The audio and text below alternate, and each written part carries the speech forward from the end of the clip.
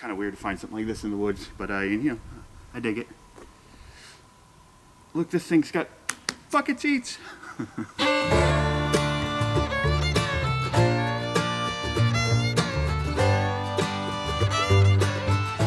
Today I am in the St. Anthony's Wilderness, Clark's Mountains, Stony Mountain. I'm doing what's called the Stone Tower Loop, which basically goes from 325 up over the mountain back there, down to the Appalachian Trail, which I'm currently on, to the abandoned town of Yellow Springs, back down to Clark's Creek. So there's kind of cool things. There's the General, which is a abandoned abandoned shovel in the middle of the woods. There is the abandoned town of Yellow Springs, which was an old coal mining town. And then there's the Stone Tower, which Stone Tower is probably like a exhaust vent or something for, you know, the coal mining operations up here. So, but yeah, it's the first time on this trail. It's a good, you know, handy dandy map. So yeah, we'll check it out. If you like this video, please check out my other videos. You know, like, subscribe. I try to do some as often as I can. Try to go explore some new places. So check them out, share them. If you want to see any information on these individual hikes, they're in the show notes. There's a Google Sites page, which I am updating when I can.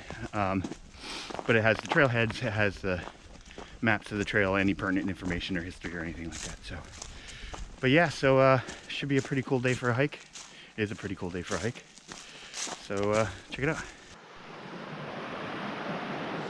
So the first thing I need to do is get across Clark's Creek on this log. So Clark's Creek is supposedly a really good trout stream, which we will find out later on. But keep going. Not very often do you kick a rock and it clangs. So there is a piece of an old horseshoe kind of laying in the middle of the trail here. And that's kind of cool.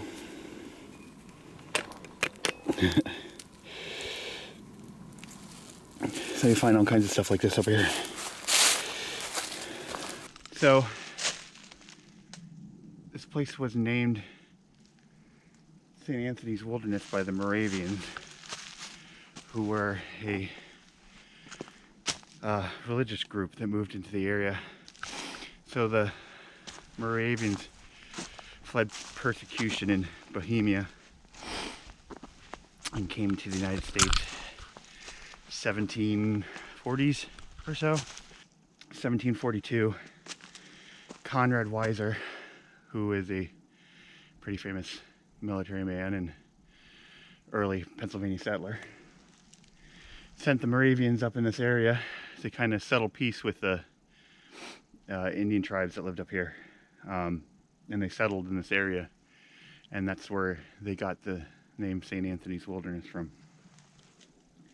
But it's kind of interesting to see, like, there was what is kind of a small world things were back then. I mean, Conrad Weiser, you know, you know, he's one of the guys who really got the forts together, like Fort Dietrich Snyder, some of the other chain forts that go along the Blue Mountain. You know, so it's funny to see how a small group of people influenced so many people back in the 1700s.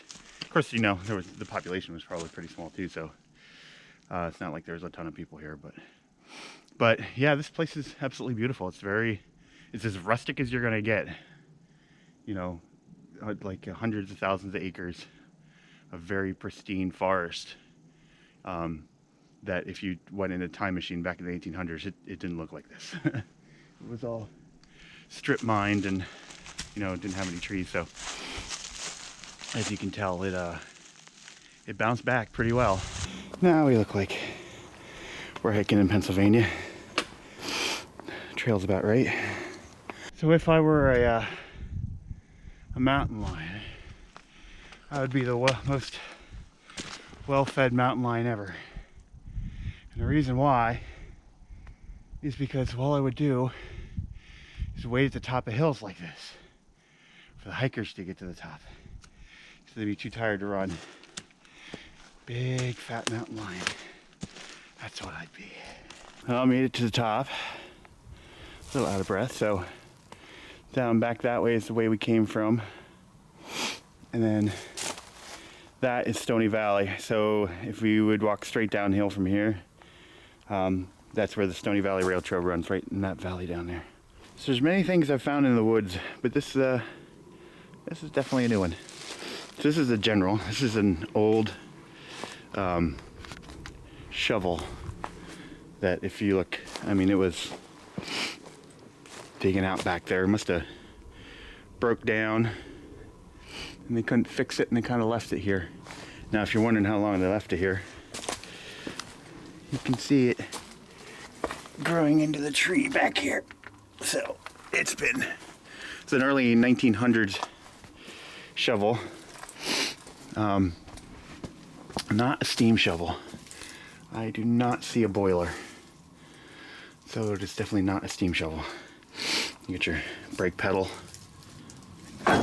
Still kind of moves a little bit. Oop, there's another pedal. That might actually been, you know, kind of like a tank. You press on the one stops moving, press on the other, and the other stops moving. So that could have been anything from General Motors, General Electric, and you can see the pistons in here.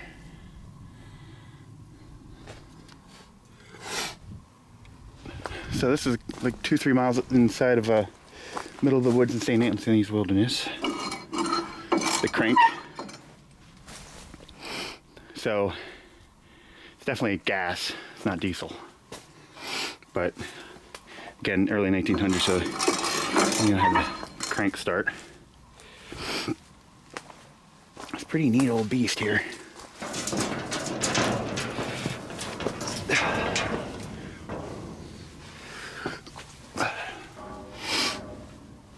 You see the pulley system that pulled the bucket.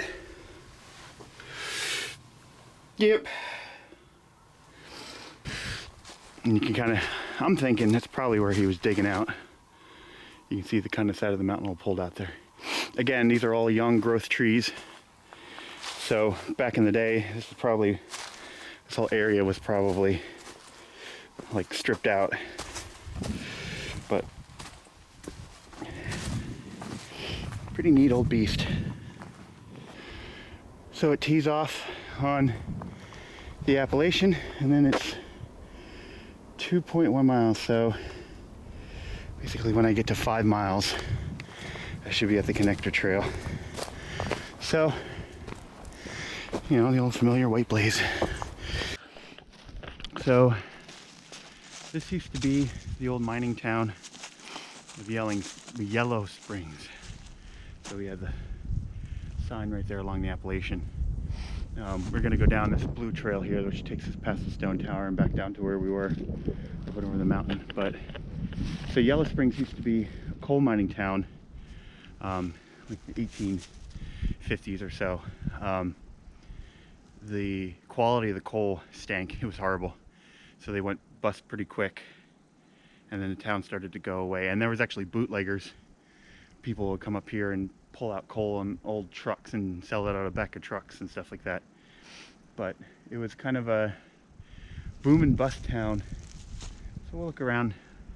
I know in Roush Gap there was, you could definitely tell that there were some buildings and stuff here. And I kind of see right there, it's kind of an outline. We'll look around and see if we can find anything else. Back here off the trail, I found a well, and it's a deep well too. Here, we'll do the old acorn trick, right?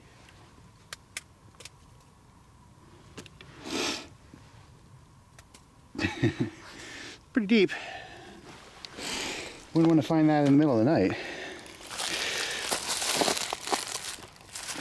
So with Rausch Gap, it was rather blatant. I mean, here you can kind of see, you know, an outline of what maybe used to be some foundations or something, maybe a shed or whatever. But really, besides the well back there, not really seeing anything too defined, but we'll keep looking around and then we'll head up to the tower. As you can see, another like outline used to be. So to really see what the area used to look like, all you have to do is remove a little bit of leaf litter. You can see how black it is. Chunks of coal. So this whole area back in the 1850s was just stripped up pretty well to the good old black gold. Not Texas tea. So down here we have the stone tower. Say up here. They call it the stone tower. More than likely, I mean, it looks like it used to be hollow inside. More than likely it was like a ventilation shaft or something for mining. As you can tell how dug out that actually might be a subsidence. See, there's a pipe laying in there. Maybe all part of the coal mine. But yeah, so, I mean, that might have been ventilation for, you know, machinery or something that was running coal up and down the mountain. The Stony Valley Rail Trail is down below, which was the Susquehanna and Schuylkill and Susquehanna Railroad was down the hill from here. So coal mines were up here. So I'm thinking it was probably, you know, something for machinery or something like a chimney. But yeah, you can really tell that they really were digging. Really deep pit there. But again, underneath, all coal. Remnants of coal. It's a pretty deep pit.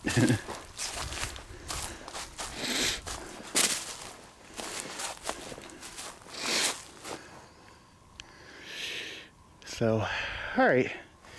We'll go down the other side of the mountain and then back down to the vehicle. Kind of a shame on the earlier pictures, it looks, you know, bigger. It's been definitely falling apart. If you look at that right there, it's just kind of hanging. So a couple really big bad breezes and that thing's gonna come down. This is a shame, but pretty neat to see while it's still standing, kind of, sort of. Down between the trees you can see Deer Heart Dam down there, the back end of it that runs into Clark's Creek, which is, well, Clark's Creek runs into it. So we'll keep heading down the hill. And this is where we go downhill. Rock climbing in reverse. All right. You know, I really don't feel like I'm 40 until I have to climb down hills like that. Very rocky.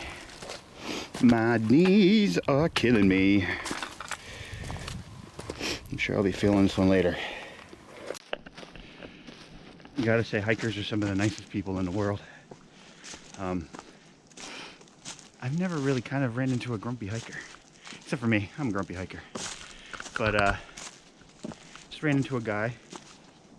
We were just having a quick conversation. I was telling him about how I was gonna go out to Utah this year hiking, and you know, he offered up that I should get a pair of gaiters because the substrate out there is different and it'll get in your boots. It's nothing I read anywhere. I mean, I've been looking at this trail that we're going on and I haven't really read that anywhere. So it's awesome. So before August, I'm gonna pick up a pair of gaiters. But it's really cool that, you know, like I said, there's not a single person I've ever met on the trail, even just with a short high, that has been, you know, a total douche. So yeah, hikers are good people. So that was a Stony Tower loop. It was about 8.5 miles. Going up with hands, knees, and rocks. Coming down with hands, knees, and rocks. It's rather a rough trail. The history's really neat. I mean, it's really cool to see a shovel in the middle of the woods like that, like just kind of abandoned. You know, with the abandoned town, Yellow Springs. Not much to see in Yellow Springs. I found that well and a couple things that look like they could have been foundations, but there's not a ton there. Unless it's somewhere that I'm not quite sure. I might have to come up via the Appalachian Trail next time just to kind of look again. Stowe Tower is neat too. I would see that thing while you get the chance because, like I said, it doesn't look like it's going to stand very much longer. So, but all in all, really good, beautiful day for a hike. It's in like the mid 40s. I'm a little beat. That was definitely a rough one. But yeah. So if you like this video, make sure you subscribe. Again, if you want the trail notes and everything, there is a link in the show notes that basically says, you know, to link to my Google Sites page that has all the information, like the historical information and everything else. So yeah, that wraps it up for today as I take the drive home and, you know, soothe my aching bunions. So we'll see you in the next one.